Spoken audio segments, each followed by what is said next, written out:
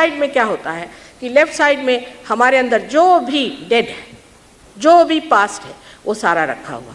अभी मैंने करीबन 5-6 साल पहले एक बड़ा अच्छा टेलीविज़न लंदन में देखा था।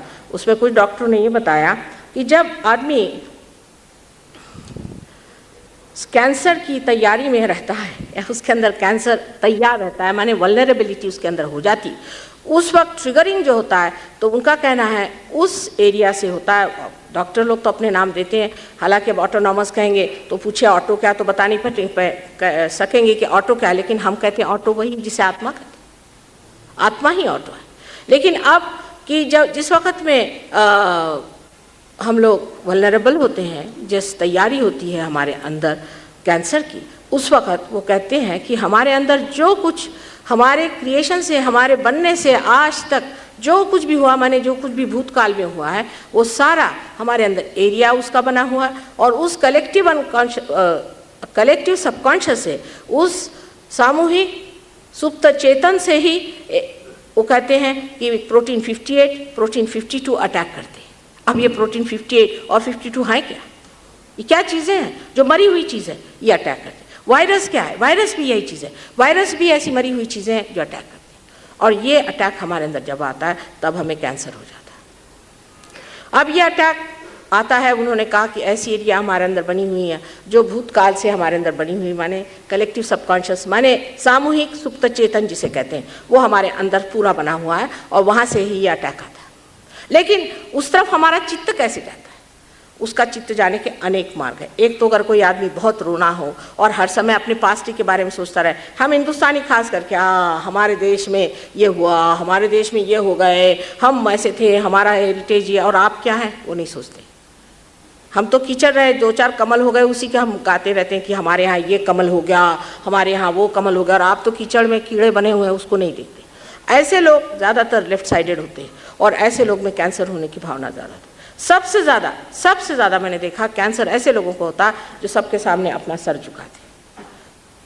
कोई आया, मिनिस्टर आया, उसके सामने सर झुका दिया। कोई मिनिस्टर, कोई भगवान है, उसके सामने क्यों सर झुकाया जाए? ऐसे तो हम लोग बड़े शांत बगाड़ते हैं, लेकिन ज़रा सा कोई आदमी पोजीशन में आ जाए, उसके सामने सर झुकाते हैं। कोई आदमी काशाय वस्त्र पहन के आ जाए, जेल से छूट करके चले उसके पास, मैं इसीलिए कहती मेरे पैर मत छूइए, ये प्रथा ठीक नहीं।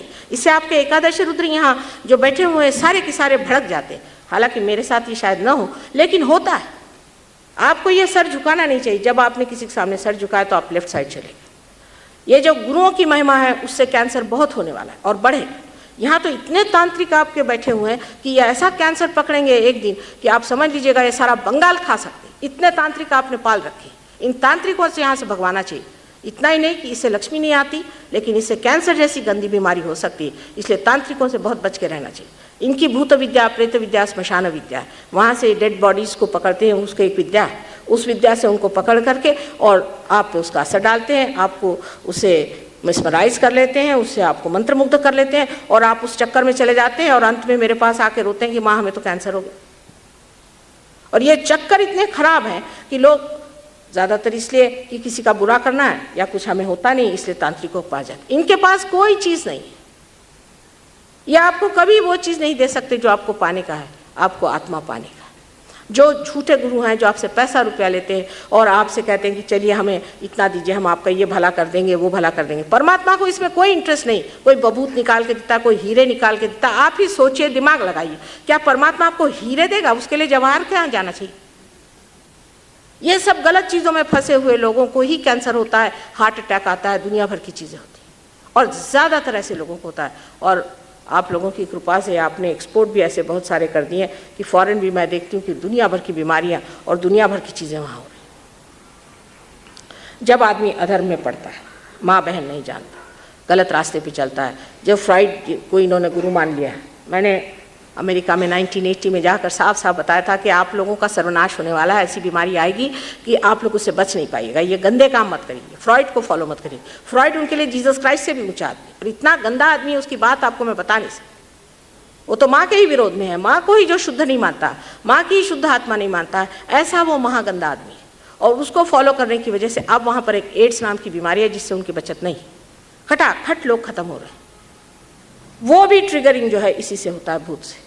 वो भी ट्रिगरिंग इसी से होता है, जिसे आप कहते हैं कि भूत विद्या, प्रेत विद्या, स्मशान विद्या से। तो कितनी यह गंदी चीज़ है लेफ्ट साइड में जाना। मनुष्य को हमेशा आनंदित रहना चाहिए, प्रसन्न चित्त रहना चाहिए। प्रसन्न चित्त रहना का मतलब यह है कि आप परमात्मा के आशीर्वाद को मानते हैं। उनका कितना आशीर्वाद है, गिनिए, count your blessings one by one. सोचिए कितना परमात्मा ने हमको दिया। अरे भाई खैर है, बैठे हुए हैं, कितना मिला। हम तो वही जोड़ते रहते हैं जो भगवान ने नहीं दिया। हमने कहा था कि हमें लॉटरी में टिकट मिल जाए, नहीं मिला। हमको घोड़े पे रुपया लगाया था, वो नहीं मिला। हम चाहते थे वो आदमी मर जाए, वो नहीं मरा। कोई अच्छी बात भी सोची है किसी के बारे में? और अच्छी बात सोचिए तो हो भी जाता है, लेकिन आपका कनेक्शन होना चाहिए। पहली चीज़ है आपका कनेक्शन होना चाहिए। बगैर उस कनेक्शन के, उस संबंध के, उस योग के कुछ नहीं बनता। योग का मतलब ये नहीं कि आप सर के बल खड़े रहिए, हाथ पैर मोड़िए, बिल्कुल नहीं होता। ये तो अष्टांग जो है उसमें से एक बहुत छोटी सी चीज़ है। हम लोग भी शारीरिक योग करवाते हैं, लेकिन तब जबकि कुंडलिनी चल पड़ती है। जैसे कि अब हम आ रहे हैं आपके इस प्रोग्राम में और रास्ते में कहीं ट्रैफिक है तो फिर देखना पड़ता है कि यहाँ ट्रैफिक है तो कैसे उससे बच के जाएं। इसी प्रकार जब कुंडलिनी चल पड़ती है, जब कुंडलिनी उठती है, तब पता चलता है कि कौन से चक्र में वो गति नहीं कर रही। फिर वहाँ का मंत्र कहना पड़ता है, या वहाँ के लिए अगर कोई फिजिकल प्रॉब्लम हो तो कोई एक्सरसाइज करना पड़ती है। जैसे कोई अगर बहुत उद्दाम आदमी हो या राइट साइडेड आदमी हो, उसको पीछे का बिल्कुल भी एक्सरसाइज नहीं करना चाहिए। जो आदमी बहुत नतमस्तक रहता है, सबके सामने हाथ झुकाए रहता है, उसको सामने का नहीं करना चाहिए। ऐसे अनेक इसके नियम और शास्त्रबद्ध है। इसी तरह से मंत्र के भी नियम हैं कि कौन सी जगह कुंडलिनी रुकी, उस तरह से आप मंत्र लें। हम अभी देखते हैं, जिसको भी पूछते हैं हम दीक्षित है, क्या मंत्र दिया? शिव जी का, और हाथ ही पकड़ा जहाँ शिव जी बैठे हो। क्योंकि मंत्र की भी विद्या एक बड़ा भारी साइंस है। यह नहीं कि कोई सा भी मंत्र दे दिया। जिस वक्त आपकी कुंडलिनी जागरूक होती है, किस जगह रुकी, वही मंत्र कहना चाहिए। और अब तो कुंडलिनी ऐसे छूटती है जैसे कि कोई सब लोग कहते हैं कि अब तो माँ की जेठ कुंडलिनी है। मैंने कहा जेठ युग में जेठी कुंडलिनी होनी चाहिए। इस तरह से छूटती है कि वो मंत्र आपने कहा नहीं, फिर ऊपर चली गई, फिर ऊपर चली गई। तो आपको जानकारी होनी चाहिए कि कहाँ कुंडलिनी चल रही, कहाँ रुकती। अगर बार बार वहाँ रुकती तो वही मंत्र कहना चाहिए जहाँ वो रुकी हुई। इस तरह से आपको जागरूक करना चाहिए। अंधाधुंध लोग हम आपको मंत्र देंगे। मंत्र के लिए आपको गुरु काहे के लिए चाहिए? उन्होंने हमें दीक्षित किया, उन्होंने हमको मंत्र दिया। आज एक देवी जी आए और उनकी कुंडलिनी उठ नहीं रही। मैंने कहा आपके गुरु हाँ? कहले बड़े सत्पुरुष। मैंने कहा अच्छा, क्या सत्पुरुषी गिरी? कहले उन्होंने मुझे बताया कि आपके जो माने दैवत है उनको मानते रहे। मैंने कहा उसके लिए गुरु की क्या ज़रूरत है? आप तो वैसे ही जो दैवत घर के उनको मानते ही होंगे। माने एकदम बुद्धि को गिरवे रख करके, जैसे बुद्धि है ही नहीं, हम लोग इस्तेमाल करते हैं बातों को और उनके कही हुई बातों को। और जब हम बुद्धि को इस्तेमाल करते हैं तब परमात्मा को भूल जाते हैं। दोनों में से वो दोनों भी दशा ठीक नहीं।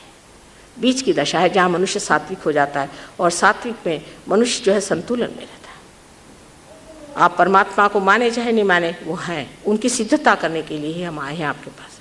उनकी सिद्धता होनी चाहिए, पर वो सिद्धता आपकी इस दशा में नहीं होगी। अभी आप मनुष्य दिशा में हैं, इसमें आपको सिद्ध नहीं कर सकते। आपको आत्मा में होना पड़े।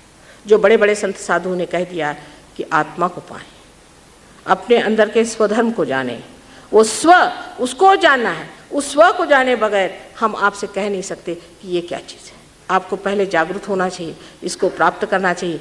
तब आपके अंदर वो आयाम, एक नया डायमेंशन आ जाता है, जिसकी वजह से आप उसको महसूस कर सकते हैं, उसकी प्रचिति हो सकती है। अगर हम कहें कि ये जो फूल यहाँ खिले हुए हैं, ये फूल जिसने बनाए वो ऋतंभरा प्रज्ञा है, वो परमात्मा की प्रेम की शक्ति उसने बनाए, तो आप तो मानेंगे नहीं कि कैसे माँ कहते। पर क्या आपने कभी सोचा है कि इतने फूल कैसे बने? हम तो एक फूल नहीं बना सकते, हम तो एक फूल से एक फल नहीं बना सकते।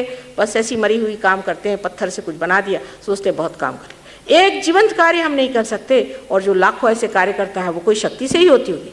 उस ऋतंभरा प्रज्ञा को, उसी जिसे कहते हैं all pervading power of God, जो परमात्मा की प्रेम शक्ति है, उसको पहली मर्तबा आप महसूस करते हैं, जिसे क्या आदि शंकराचार्य ने कहा था, सलीलम सलीलम। इस शक्ति को प्राप्त करना चाहिए, और उसमें आप पैसा नहीं दे सकते, उसके लिए आप कोई से भी मेहनत नहीं कर सकते। मेहनत की चीज़ नहीं, ये अंदर आपके है, ये अंतर योग है, ये अपने आप घटित होता है। लेकिन योग का दूसरा अर्थ होता है कौशलम, माने डेफ्टनेस। इसके बाद उसका टेक्निक सीखना होता है कि हम क्या, ये सबको करना होगा। जो नहीं करेंगे वो काम से जाएंगे। बड़ी कठिन समस्या है इस वक्त। लोग इस चीज़ को समझते नहीं कि आज उस कगार पे हम खड़े हैं कि अगर हम ऊंचे उठे नहीं तो गए नीचे। ये दशा हमारी है। इसलिए हम कोई से भी प्रश्न को बहुत उथले तरीके से न देखें। गहराई से सोचें कि इससे आगे क्या, इससे आगे हमें डूबना ही है। इस वक्त ठीक है कि हम उठ जाएं। इस चीज़ से उठने का मतलब है कि अपने आत्मा को प्राप्त करें। और क्योंकि ये इतनी बड़ी इस वक्त समस्या है, इमरजेंसी है, और इसीलिए ये कार्य आज इतने बड़े पैमाने में हो रहा है। मैंने कुंडलिनी के बारे में थोड़ा सा आपसे बताया कि क्या क्या बीमारियां होती हैं, और इसकी अनेक बीमारियां और भी हैं जो आपको हो सकती हैं। वैसे आपको मानसिक बीमारियां हैं, वो लेफ्ट साइडेड लोगों को होती है, वो भी सहयोग से ठीक हो सकती हैं, पर पहले अपने कुंडलिनी का जागरण होना चाहिए। जिनके कुंडलिनी का जागरण नहीं होता उसमें ये कार्य नहीं निष्पन्न होता है। जिनका हो जाता है वो एक क्षण भर में ठीक हो सकते हैं। हमारे जो संजीव रेड्डी साहब जो कि अमेरिका से आए थे, उनकी हालत बहुत ख़राब थी। उनका ऑपरेशन एकदम ख़राब गया था और बिल्कुल सो नहीं पा रहे थे, बहुत परेशान थे, और लोगों ने सोचा कि इनकी अब ख़त्म हो जाए। नसीब से उस वक़्त मैं एयरपोर्ट पे मेरे हस्बैंड के साथ गई थी और वो उनको बहुत अच्छे से जानते थे, तो हम लोग ऊपर गए। तो वहाँ के जो हाई कमिश्नर साहब थे, नेहरू साहब, उन्होंने कहा, BK नेहरू, उन्होंने कहा कि ये तो माता जी निर्मला देवी। तो उन्होंने मेरा नाम सुन रखा था, उनकी वाइफ ने, तो उनका माँ मेरे पति को ठीक कर दीजिए। आपको आश्चर्य होगा कि 10 मिनट के अंदर एकदम उनकी कुंडलिनी जागृत होकर पार हो गए और कहने लगे मैं तो इतना रिलैक्स्ड हो गया, सो गए। और दूसरे दिन वो एम्बुलेंस लेके लोग पहुँचे हुए थे। वो अपने कहने लगे, जब मैं उतरने लगा, खुद अपने मुँह से कहा, तो लोगों ने सोचा कि मेरा भूत उतर रहा है कि मैं उतर रहा हूँ। एकदम नीचे उतर के आ गए। और उसके बाद उनकी वाइफ ने मुझे दिखाया कि उनकी पीठ के जो काटा हुआ था वो तक ठीक हो गया। आप उनको चिट्ठी लिख करके पहुंच सकते हैं। लेकिन इसका फिर मतलब नहीं कि आप सारे कैंसर पेशेंट मेरे पास आए। पहले आप लोग सब डॉक्टर हो जाइए और आप ट्रीटमेंट करिए।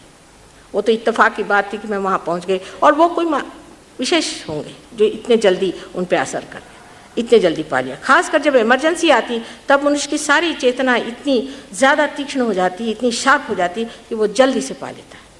और यही वजह थी कि श्री कृष्ण ने भी उनका जो कुछ भाषण था युद्ध के स्थान पर दिया कि युद्ध में उसकी तीक्ष्ण जो स्थिति रहेगी उसमें उसे वो पकड़ पाएगा। इसके बारे में कितना भी कहा जाए वो कम है और समझाया जाए वो कम है। सिर्फ पहले जैसे मैंने कहा था कि अगर बत्ती जलानी हो तो आप स्विच दबा दीजिए और बत्ती जल जाती है, उसी प्रकार आप इसे पहले प्राप्त करें।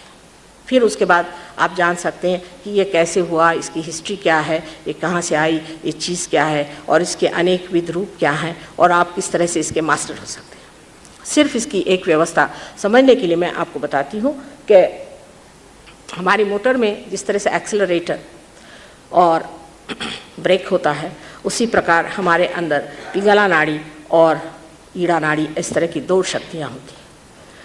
इसके अलावा तीसरी शक्ति जो होती है उससे, जैसे कि आप ड्राइवर हैं तो आप गाड़ी चला रहे हैं, पहले आपको संतुलन करना पड़ता है। आपको जाना पड़ता है कहाँ ब्रेक लगाएं और कहाँ पर हम इसको एक्सेलरेटर चलाएं। इसका पहले हमें संतुलन जीतना पड़ता है। जब आप उसे जीत लेते हैं तो आप ड्राइवर हो जाते हैं, माने आप सात्विक हो गए, आप सेंटर में आ गए। लेकिन अब भी आपका मास्टर पीछे बैठा हुआ। जिस वक्त आप आत्म साक्षात्कार को प्राप्त करके उसको पूरी तरह से आत्मसात कर लेते हैं, तब आप मास्टर हो जाते हैं और आपके अंदर का ड्राइवर, एक्सेलरेटर और ब्रेक, तीनों को आप देखते हैं और चलाते हैं, और आप पे कोई आँच नहीं आती। आप साक्षी स्वरूप होकर के सब देखते हैं। एक छोटे से एक मिसाल के तौर पे मैंने आपको समझाने की कोशिश की है, आशा आप समझ लेंगे। धन्यवाद।